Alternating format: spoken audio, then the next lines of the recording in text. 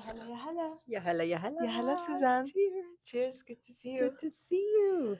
All right. We're excited to be having this conversation. I'm Hala, I'm Suzanne.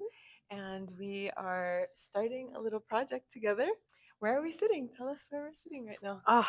We are in my office gallery on Mercer Island, transformed most recently into the Ya Hala pop-up gathering space, cafe. Community It's community space. space.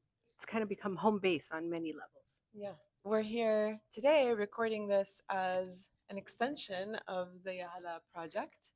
And it's an extension because Ya Hala exists as a way to create intimacy within our community. Intimacy and community is something that I've been thinking about a lot and that I think has been missing from some of the ways that we've been so hyper connected online. We're so hyper connected, but we're also so much more isolated than we've ever been.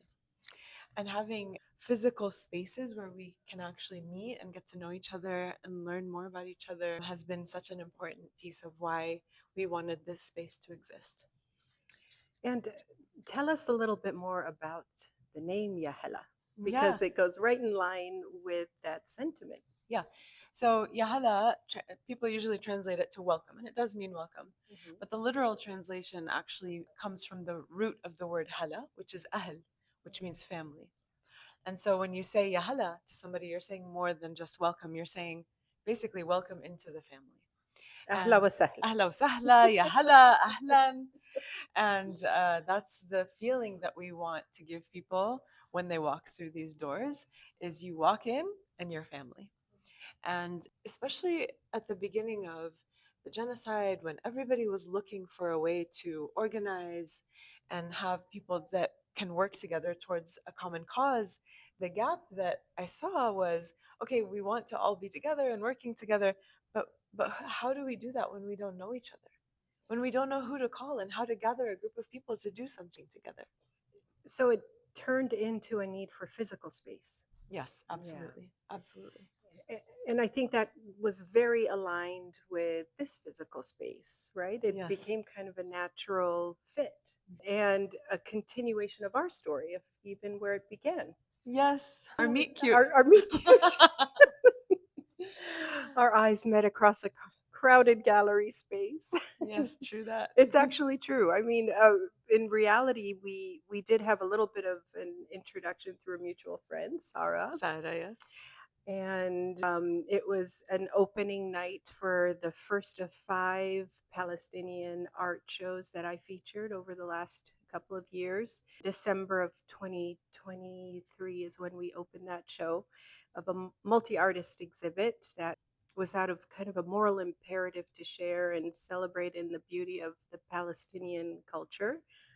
And you had offered to read a poem. The offered, coerced. No, Yes. the way I remember it, it was an immediate yes. Yes. Just getting to see you in your beautiful thobe and braids and hearing your poems that evening that you are walking poetry. Oh, Hala. you're so sweet. But it was right. It was exactly what we needed in a physical space to gather in that moment, surrounded by symbols of our culture. Yeah, it was definitely what feels like a faded moment for us to meet and get to know each other, and the evolution of then where we're at today, where, I was thinking about doing this project and resourcing the community. And I was in a moment where I was like, what is my contribution in this movement, in this liberation, in this collectivism that we're trying to build as a community? Where do I fit in? And I wanted to contribute by creating a space where we could come together and also create a space that exists as a way to resist the systems that keep trying to oppress us and keep us down. And it reminds me of my mother and her neighbors and friends, how they created their own system because they knew that the systems were never going to have their back. So they created this idea of these co-ops. And so what they would do is they would each contribute into a pool of resources. And then on a rotating basis every month, depending on who had the highest need, they would all give that resource. It was usually financial to the person who was in highest need because they needed to buy a washing machine, or they needed to fix their car, or they needed to pay for someone's surgery. And what is that if it's not the purest form of mutual aid? Yeah. And living in an individualistic society, we haven't built that muscle of how do we pool our resources together, whether financial or otherwise, and actually give power back to people and reduce our dependency on the systems, on capitalism, on government that we know isn't going to come and save us. And so that is the spirit of Ya Hala. I love that as a way to center ourselves and also get out of our own egos, to think that only individually we can create our future. It's a collective effort. It takes that mutual aid, and it takes the sharing of our ambitions and goals and support to move the needle forward towards something that is a little bit more utopian. Well, honestly, in the way that the world is going now, it's not even utopian, it's a necessity. It's survival It's now. survival. That's a good And point. our friends who put together the Palestine Will Live Forever Fest, they said it, and Yeah, it's so important to remember. It's all of us or yes, none of us. definitely. And so, how do we do that though if we don't have the most important foundational element of having that mutual aid mentality or that collective mentality, which is trust? Yes. If I don't know you and I don't know how you speak or what you do or what is your skill Yeah. set or can I trust you, how will I then be able to rely on you in those moments of need? So again, that is the spirit of kind of what we're trying to do. And I think that trust is fostered in person. Yes. It's really hard to think that our groomed profiles on various social media sites are all of us, right? Like all Yeah. parts of us. So I think creating spaces like you've created with Ya Hala, and it just is being hosted here in our gallery space, it really does welcome a community, and it was intended to be that 1 month pop up, Yeah. and we are now, well, Month 7 or yeah, something. exactly, because it was so needed, filling a void, and was so well received, and out of it has really the outcome of it has really been fruitful. Yeah. And I will say it's a space that we've created.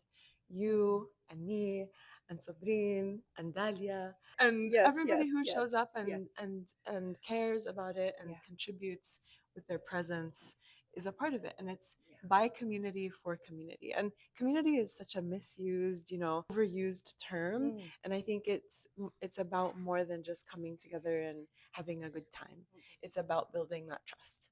So, in addition to coming together in person, we wanted to extend that through this project and get to know each other better on a more intimate level by talking to each other and highlighting members of our community, getting to know their stories, getting to know what it is that they do, what it is that they care about. We're starting our first conversation by highlighting Suzanne and talking a little bit about you and what you do and getting to know you better. So, tell us a little bit about yourself. What's your background, what you do, and let us get to know you. Well, I'm very, very happy to introduce myself and a little about my background and what I've been up to. Um, Suzanne Zahr. I'm the owner, architect, and general contractor of Suzanne Zahr Inc., SC Build Inc., here on Mercer Island. This spring, we'll be celebrating our 10th year of having fun here in our design build firm. I like to distinguish ourselves as an architect led design build firm because the majority of the design build firms that you see out there are more led by the contractor, and I think we have more of a design first approach to what we do. And I have a fabulous multidisciplinary team of architects, designers, project managers, and construction managers, and a whole slew of consultants and engineers. And I kind of think of myself almost like a conductor of an orchestra, where I don't necessarily know how to play each and every instrument with the virtuosity that my colleagues do, but I have an ear for harmony and synchronicity, and we start actually our design approach by actively listening, whether it's listening to our clients, what their goals are, but also listening to the site and the existing building and what Mm, does this building want to be when it grows I love up, that. and listening to the sun orientation and the wind, and think about all of the existing conditions and goals for a project and just get in the project's head in a way. So it's a process that is iterative where we do some creative gestures, get feedback from our clientele, and then bring them along a process that we find very inclusive, informative, and fun, comprehensive. We leave no stone unturned, and that way we get these wonderful unexpected outcomes because it's not prescriptive. It feels like such a beautiful blend of art and science. I wonder how much of that is your approach and what you bring into it, because it feels so rooted with listening to the space and the land and the sun orientation and all of that. But also, you strike me as such an artist, and so that combination feels so true to you. Yeah, I have been struggling with a left brain, right brain battle my entire life. I started out as a structural engineer with a double minor in fine arts and art history. I've always had a love for art. And I think architecture is kind of the highest form of art when it's done well, because it has an anatomy, it has a logic, at least in my approach. I do enjoy the honesty of structure and having a design logic, but it's also very poetic. It can be very artistic. And beyond that, because it houses us, it houses our bodies, it houses how we gather, it houses how we play. I hope that it's also the end results are very grounding and soulful and transformative and game changers. And I also like to joke that our motto is in our approach is to be sexy but practical because you need both. Yes, that's my motto now, That's too. I mean, we're in a building now. We're within a space now, and the same pile of materials can be interpreted and executed numerous different ways. And it's a process. I think I enjoy the process of creating and collaborating and team building and working with our clients as much as I do moving through finished spaces. That's so Yeah. amazing. I mean, I've met your team and it does feel like there's such a good complementary skill set that you all have. Tell us a little bit about, what you care about and what you bring to the art and science of what you do. How maybe is that influenced by who you are as a person? It's a great question. I've been reflecting on it a lot recently, having the opportunity actually to be my own client and building our own family home. I think I'm driven by a need to create spaces that envelop you when you enter them, that have a sense of belonging. And I don't take that for granted, knowing how difficult it is to witness what we've been witnessing these last couple of years. But I realize even before this opportunity to build my home, while witnessing the unfolding of the genocide of Palestinians and others in the world, it has been inherent within me as I was born in Lebanon, in southern Lebanon, and have Palestinian heritage. And I feel like we have a certain need to go back home. I have a nostalgia for what never was. And I Yes. think my career has led me to create spaces that allow that refuge and rest to take hold. And it's not always physical. It truly is, it can be physical, but it comes down to the psychology of space of those within the environments that we build, whether it's a work environment or a home environment or a restaurant or a gallery space. It really is about plugging back in a sense. I felt throughout even my education and my career early on that I've been kind of untethered. And so I create spaces to ground myself and to help ground others with a sense of gratitude and appreciation. I have built a home that I like to say has been like sending a prayer out to those not only who we welcome into our home to envelop them in a sense of comfort and belonging, but to hope that everyone has that experience truly. I feel like my work is rooted in a belief that everyone deserves a place to call home, whether that is where they work or who they visit or in cultural centers, a place to connect, a place to feel connected. I think it allows us to feel our humanity, to feel our empathy, because it's a shared Yeah. need. And I'm not speaking just about a roof over your head, I'm talking about soulful connection. I believe that the world is chaotic when we don't have that. When you have a sense of connection and belonging, it brings peace. It feels unfair that not everyone has that. It's important for me in my small world to offer that to anyone who crosses my path. And the way I contribute, you were talking about how you contribute in your ways. For me, it's to create these beautiful, soulful, welcoming spaces. And I've honed that skill, and it's one I greatly enjoy doing and creating with my team, but also sharing with the community and helping us take refuge in it. Yeah, you have been so generous with your spaces, whether it's here or even opening up your home.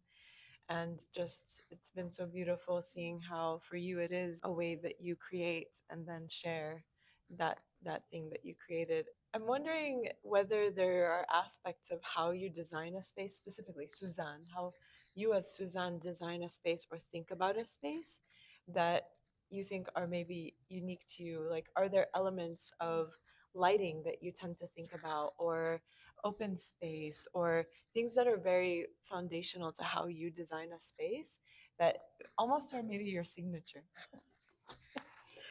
Yeah, it's interesting. Every project is unique. Every project has its own personality and character. And if I'm doing my job right, actually, is the expression of my clients in each custom project we create. But I have found, just sort of reflecting back at my my time in the profession, I definitely have a signature. I think in the sense that I really pursue it like an honesty of structure. I love nothing more than to express the skeleton of a building. In other words, exposing the framing and having the roof plane lift off of the base of the roof using glass, and the materiality I think is referential to materials that I love in the Mediterranean as well, in here in the Northwest. And it's honesty. I don't know how else to explain it than just kind of like an honesty of design and approach, but it has to sing. Like for me, I don't know how else to describe it than to say I kind of know it when I see it. It's like any artistic approach. How do you know when to stop painting? It's just Mm. you approach it, and a lot of trial and error, and it's a lot of riffing. And I have the best jazz band to riff with in Mm. my on my team, but then it sings, it just works, whether it's the layering in of materials or how the building breathes. It's a layered approach, whether we have an element in a space that we are coordinating around, or a vista or a view that we want to highlight, or there's always something that anchors us, and Mm. then it's just a process of layering from there. But I would say aesthetically, the end result of our process tends to be a little bit more nature based and timeless and durable, and it's very livable, very approachable. It's not sterile, and it Mm. tends to have more texture and color and kind of a richness to it without overwhelming. It's really hard to kind of describe design. It's an aesthetic and it's an emotion that is evoked. Yeah. So I do try and evoke certain emotions in certain spaces through material and lighting and proportion. So Yeah, it's kind of like a sculptural work in a sense with an anatomy. that's great. That's so cool to hear you describe it, Yeah. actually. I'd like to ask a question of you and of any of our other guests as we move forward with this project, which is, what do you have that you can offer or do offer the community as Suzanne? And it can be a skill, it can be a physical thing. And then what do you need or would you like to be able to receive maybe from the community? And also it can be a feeling, it can be a physical thing, it can be a skill, whatever. What a great set of Mhm. questions. I love that. I think what I offer is I think I am a host for others to come and relax in their space or our space. I love to play hostess, I will say. Hostess with the mostest. And I Yes, you are. because I want those that enter Ya Hala as the gallery, other homes and community spaces to feel welcomed and come as you are. There's no judgment. There's no criticism. And I offer that in the form of my hugs, in the form of my jokes. I think I'm hilarious. And Yes, you so are. my sense of humor plays into it. I offer it in my artistry. I offer it in my what I am not able to create myself. I think I have a keen eye to recognize talent, and I think I just offer it in bringing people together. I think that's my superpower. And what is something that the community might be able to offer you back in return? Just show up, just come, because it in the end it doesn't. I could have my doors wide open. What makes it beautiful and successful is that people take me up on my offers. It's really that's it. I create space, not just physical space, but space for others to be their best. And so just be your best. Just do good work. That's what the community can do for me, is just continue to succeed. And show up and do it together. Yeah. Yep. Amazing. Thank you so much, Yes. Suzanne. Thank you, This was so Hala. fun. So fun. Such a So great fun. conversation. We Indeed. look forward to more. We'll host more of these and we'll be reaching out to members of our community. And who knows how long or how far this reaches, but let us know what you think and we will talk to you soon. Ya hala. Yeah, Hala.